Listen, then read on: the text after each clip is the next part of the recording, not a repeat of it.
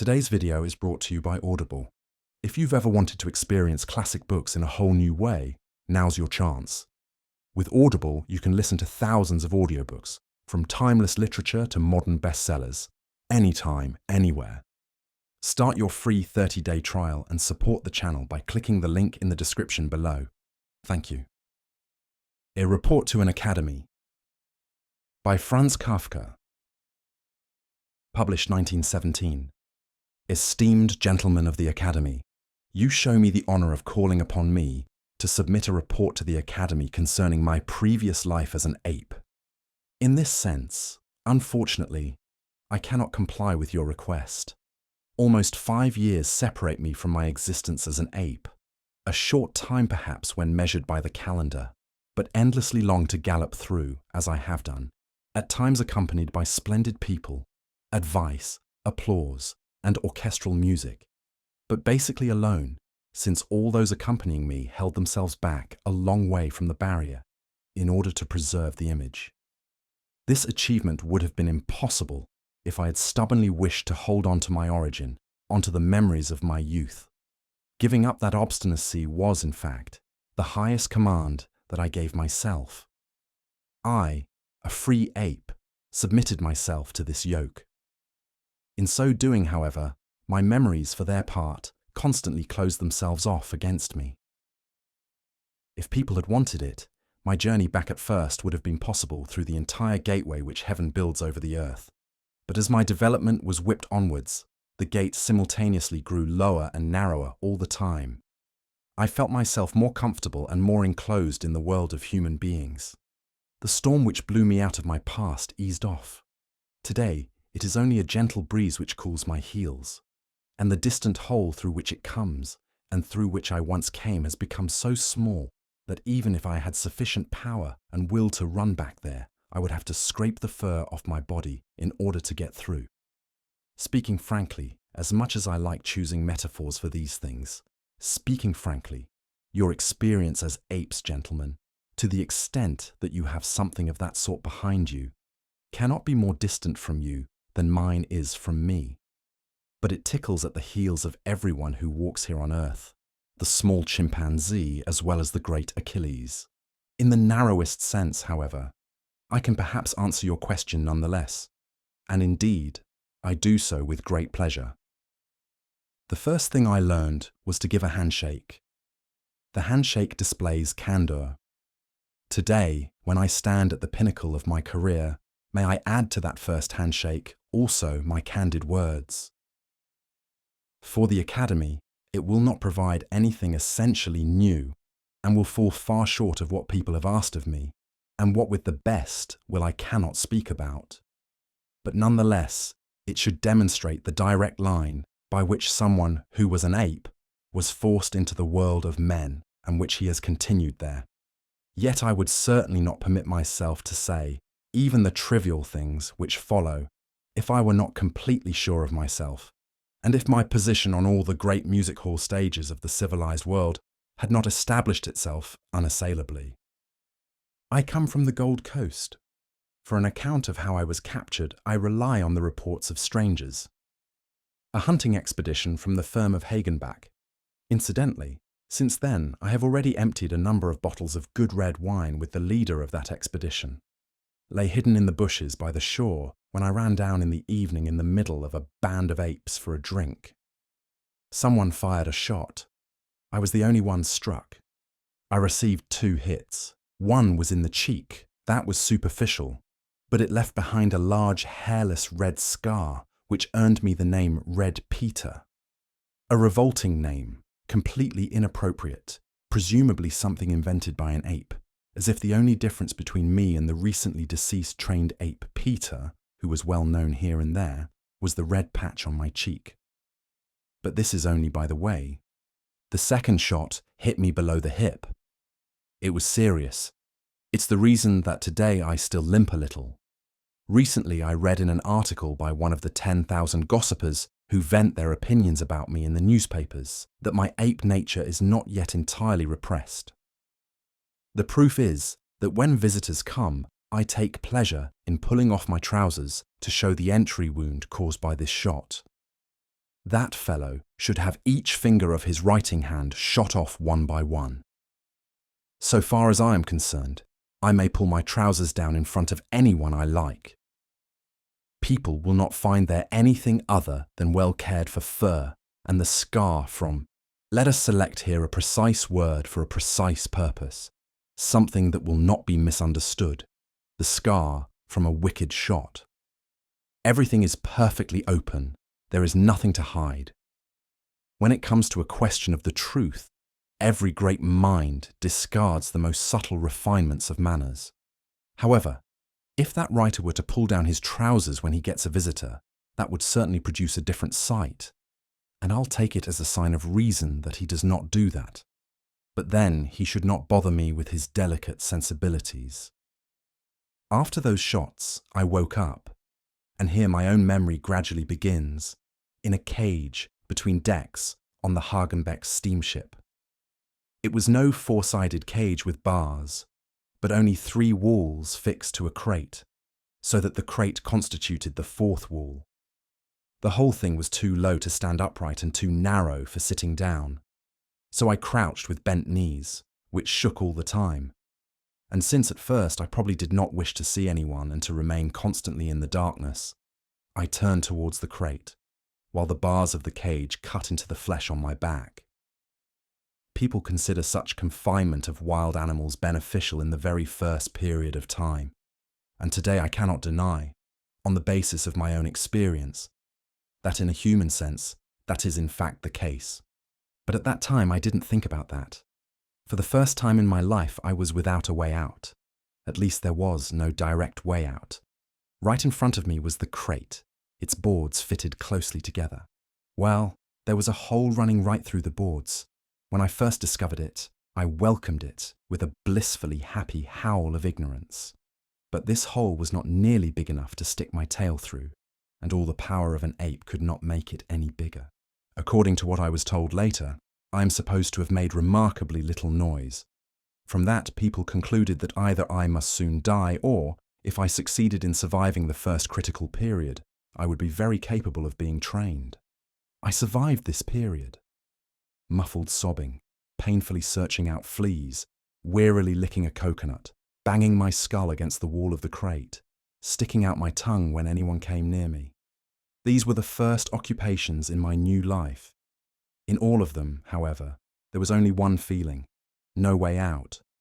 Nowadays, of course, I can portray those ape-like feelings only with human words, and as a result, I misrepresent them. But even if I can no longer attain the old truth of the ape, at least it lies in the direction I have described. Of that there is no doubt. Up until then, I had had so many ways out, and now I no longer had one. I was tied down. If they had nailed me down, my freedom to move would not have been any less. And why? If you scratch raw the flesh between your toes, you won't find the reason. If you press your back against the bars of the cage until it almost slices you in two, you won't find the answer. I had no way out, but I had to come up with one for myself. For without that, I could not live. Always in front of that crate wall, I would inevitably have died a miserable death. But according to Hagenbeck, apes belong at the crate wall. Well, that meant I would cease being an ape. A clear and beautiful train of thought, which I must have planned somehow with my belly, since apes think with their bellies. I'm worried that people do not understand precisely what I mean by a way out. I use the word in its most common and fullest sense. I am deliberately not saying freedom. I do not mean this great feeling of freedom on all sides. As an ape, I perhaps recognized it, and I have met human beings who yearn for it. But as far as I am concerned, I did not demand freedom either then or today. Incidentally, among human beings, people all too often are deceived by freedom. And since freedom is reckoned among the most sublime feelings, the corresponding disappointment is also among the most sublime. In the variety shows, before my entrance, I have often watched a pair of artists busy on trapezes high up in the roof. They swung themselves, they rocked back and forth, they jumped, they hung in each other's arms, One held the other by clenching the hair with his teeth. That too is human freedom, I thought. Self-controlled movement. What a mockery of sacred nature. At such a sight, no structure would stand up to the laughter of the apes. No, I didn't want freedom. Only a way out, to the right or left, or anywhere at all. I made no other demands, even if the way out should also be only an illusion. The demand was small. The disappointment would not be any greater.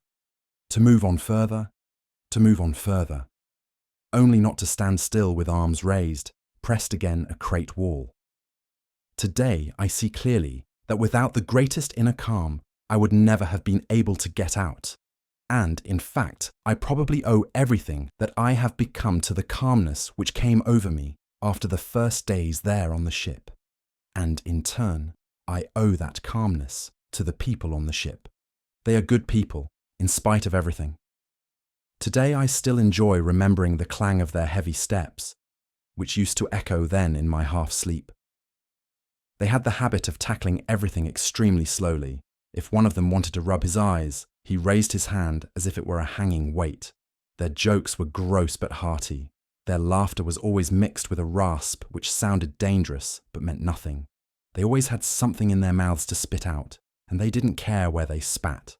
They always complained that my fleas sprung over onto them, but they were never seriously angry at me because of it. They even knew that fleas liked being in my fur, and that fleas are jumpers. They learned to live with that. When they had no duties, sometimes a few of them sat down in a semicircle around me.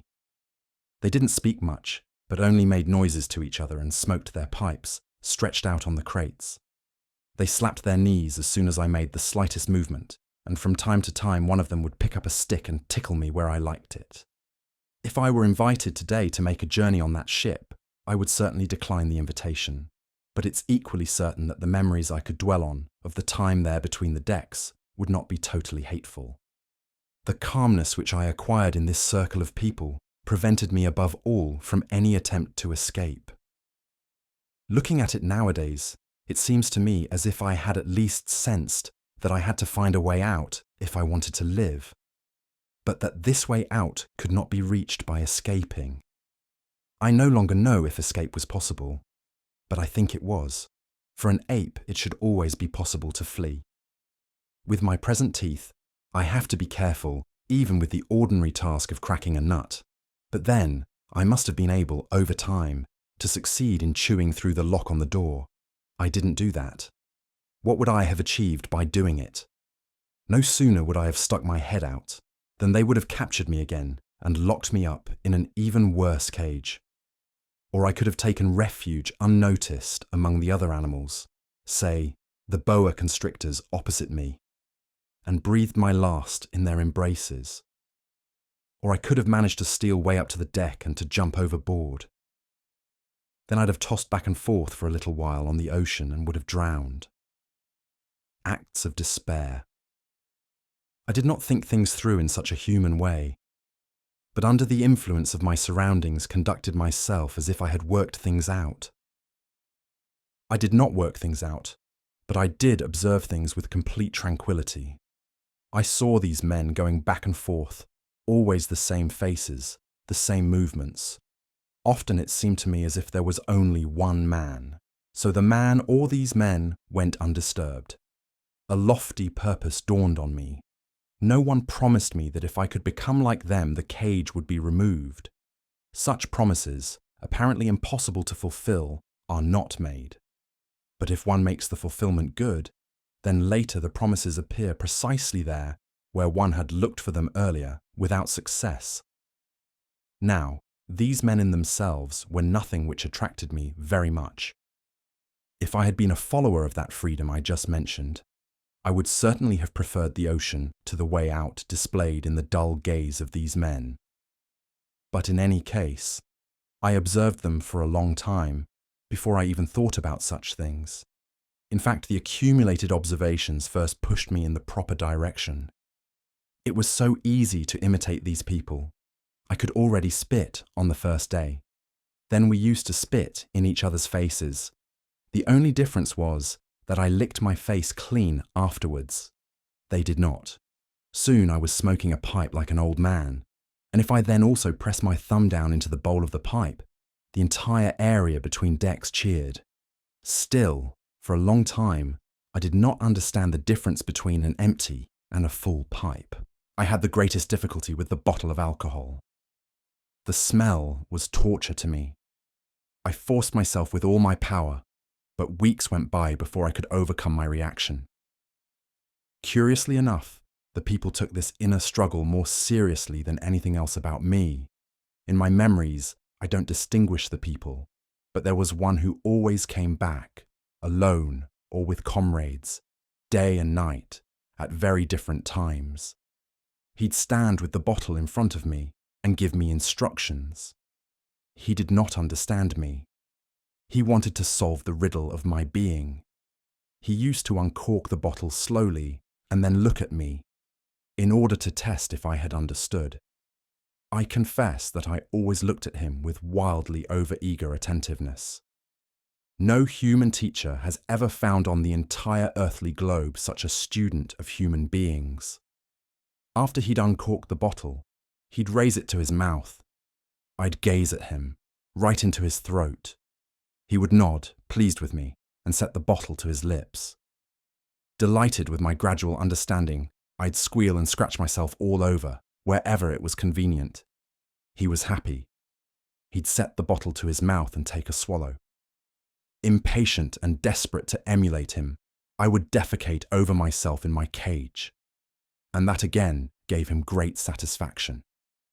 Then, holding the bottle at arm's length and bringing it up once more with a swing, he'd drink it down with one gulp, exaggerating his backward bending as a way of instructing me. Exhausted with so much great effort, I could no longer follow and would hang weakly onto the bars, while he ended the theoretical lesson by rubbing his belly and grinning. Now the practical exercises first began. Was I not already too tired out by the theoretical part? Yes, indeed, far too weary. That's part of my fate. Nonetheless, I'd grab the proffered bottle as well as I could and uncork it trembling. Once I'd managed to do that, new energies would gradually take over. I lifted the bottle, with hardly any difference between me and the original, put it to my lips, and throw it away in disgust. In disgust, although it was empty and filled only with the smell, throw it with disgust onto the floor. To the sorrow of my teacher, to my own greater sorrow. And I still did not console him or myself when, after throwing away the bottle, I did not forget to give my belly a splendid rub and to grin as I do so. All too often, the lesson went that way, and to my teacher's credit, he was not angry with me. Well, sometimes he held his burning pipe against my fur in some place or other, which I could reach only with difficulty, until it began to burn. But then he would put it out himself with his huge good hand. He wasn't angry with me. He realized that we were fighting on the same side against ape nature, and that I had the more difficult part. It was certainly a victory for him and for me when one evening in front of a large circle of onlookers, perhaps it was a celebration, a gramophone was playing, an officer was wandering around among the people, when on this evening, at a moment when no one was watching, I grabbed a bottle of alcohol which had been inadvertently left standing in front of my cage, uncorked it just as I had been taught, amid the rising attention of the group, set it against my mouth and, without hesitating, with my mouth making no grimace, like an expert drinker, with my eyes rolling around, splashing the liquid in my throat, I really and truly drank the bottle empty and then threw it away, no longer in despair, but like an artist. Well, I did forget to scratch my belly, but instead of that, because I couldn't do anything else, because I had to, because my senses were roaring, I cried out a short and good "Hello!" breaking out into human sounds.